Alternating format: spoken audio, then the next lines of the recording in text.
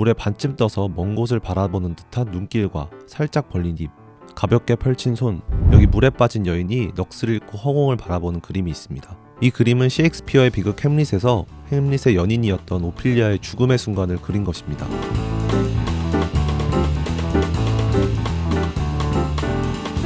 오피리아는 순수한 마음으로 햄릿을 사랑했지만 햄릿은 숙부와 재혼한 어머니에 대한 배신감으로 여성 혐오에 빠져 애먼 오피리아를 정신적으로 학대했습니다.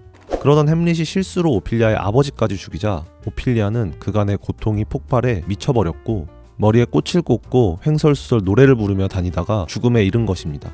사실 원작에서 오피리아는 나오는 장면도 대사도 많지 않습니다. 하지만 아버지의 설교에 순정하고 남친의 폭언에 눈물밖에 흘리지 못하던 가부장제에 갇혀버린 규수가 미쳐버린 후 대담한 노래를 통해 간접적으로나마 울분을 드러내고 해방구인 죽음으로 전진하는 모습은 강렬한 인상을 남겼습니다. 이것이 수많은 화가들이 오피리아를 화폭에 담은 이유입니다. 클레어 메카시 감독의 영화 오피리아에서는 햄릿을 비틀어 오피리아를 주인공으로 만들기도 했습니다. 이 영화의 첫 장면에서 오피리아는 수초가 우거진 냇물에 꽃을 쥐고 누워 반쯤 떠 있습니다. 19세기 영국의 화가 존 에버리 밀레이의 그림 오피리아를 오마주한 것입니다. 이 영화뿐 아니라 로렌스 올리비에 감독 주연의 고전적인 영화 햄릿에서도 오피리아의 장면은 밀레이의 그림을 따랐습니다. 또 햄릿과 관계없는 멜랑콜리아 같은 영화나 패션 사진, 국내외 가수들의 뮤직비디오에서도 밀레이의 오피리아를 차용했습니다. 오피리아를 그린 다른 화가들도 많은데 유독 밀레이의 오피리아가 영화로, 사진으로, 뮤비로 끊임없이 부활하는 이유는 뭘까요? 일단 밀레이의 그림은 오피리아의 죽음을 묘사한 햄릿의 시적인 대사를 절묘하게 구현해냈습니다. 물에 반쯤 떠서 먼 곳을 바라보는 듯한 눈길과 살짝 벌린 입, 가볍게 펼친 손은 자신의 공경을 모르는 사람처럼 죽음에 초연한 모습입니다. 본래 물속에서 태어나고 자란 존재처럼 태아일 때 양수로 접했던 물로 돌아가는 것입니다. 게다가 사방에 있는 꽃덤불과 수초가 마치 오피리아를 다정하게 에워싸고 있는 것처럼 보입니다. 싱그러운 냄새와 촉감까지 느껴질 듯한 수풀의 정밀한 묘사 덕분에 오피리아가 느낄 자연의 위로가 관람자들에게도 강렬하게 기억되는 것이죠. 이처럼 밀레이의 오피리아에서 자연은 그저 배경이 아니라 그림의 또 다른 주인공으로서 오피리아의 비극을 아름답게 승화시키고 있습니다. 바로 이 점이 다른 오피리아 그림과 차별화되는 지점입니다. 밀레이는 이 그림을 그릴 때 오피리아부터 그리지 않고 냇물과 수풀부터 그렸다고 합니다. 당시 불과 20대 초반이었던 밀레이는 다른 젊은 화가들과 함께 반항적인 라파엘 전파 그룹을 결성한 상태였습니다. 미술 아카데미에서 신처럼 모시는 전성기 르네상스 거장 라파엘로의 화법을 따르는 대신 그 이전의 중세와 초기 르네상스 화법을 본받자는 그룹이었습니다.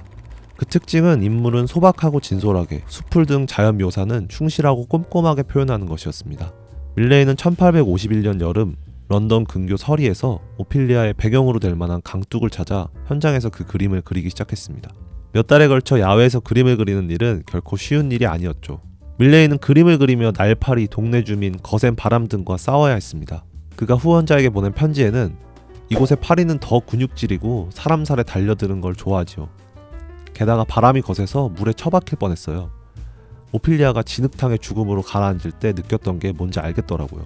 오피리아와는 달리 파리떼에게 먹혀 완전히 사라지는 느낌까지 추가해서 말입니다. 살인자에게 교수형 대신 이런 환경에서 그림을 그리라고 시켜도 되겠어요 라고 쓰여 있었습니다.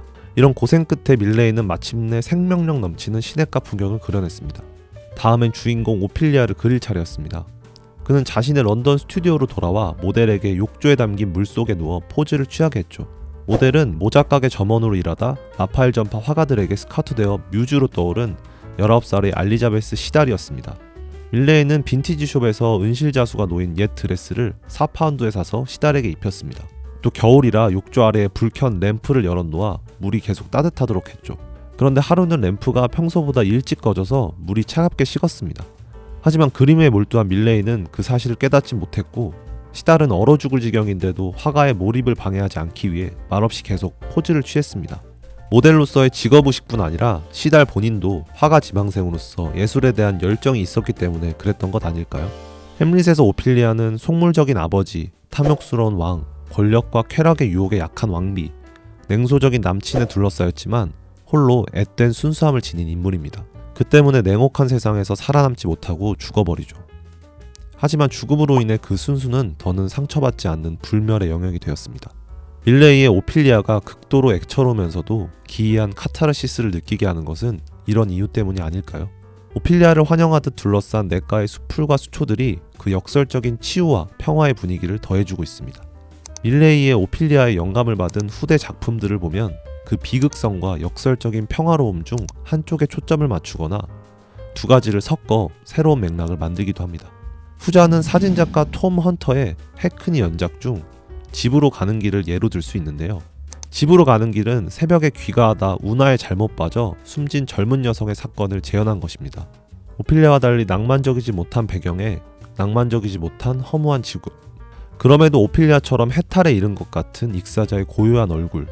이 아이러니가 매력적이지만 정작 어떤 마음으로 죽었는지 알 길이 없는 고인을 생각하면 위험성이 느껴지는 작품입니다. 밀레이의 오피리아에서 자연이 주는 힐링에 초점을 맞춘 대중문화 작품이 많습니다. 인간은 자연과 떨어질 수 없고 자연에서 치유를 받기도 합니다.